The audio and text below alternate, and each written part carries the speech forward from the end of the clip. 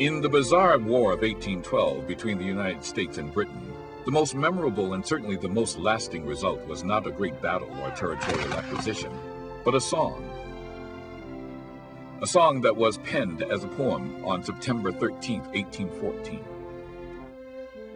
3 weeks earlier, a British army led by General Ross had sacked Washington, D.C., driving out President Madison and the government.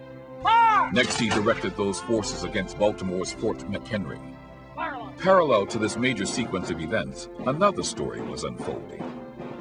During the battle for Washington, D.C., and the subsequent burning of the Capitol, Dr. William Bean, the beloved town physician of Marlborough, was taken from his home and accused of aiding American soldiers after the battle. He then was transferred aboard a British ship and held prisoner there.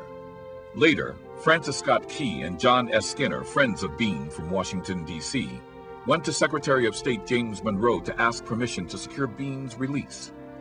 On September 13, 1814, Key and Skinner boarded Bean's ship and successfully persuaded the captain to release their friend once the attack on Fort McHenry was over.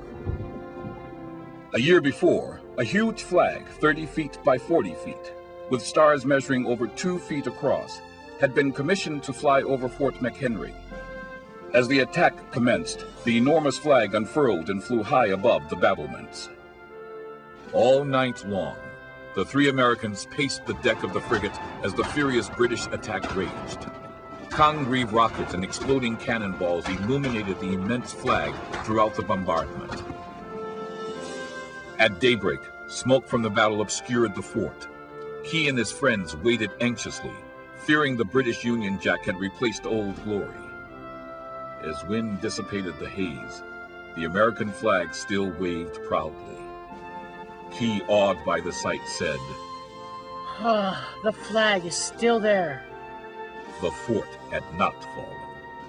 The British retreated. It was a pivotal moment in the war.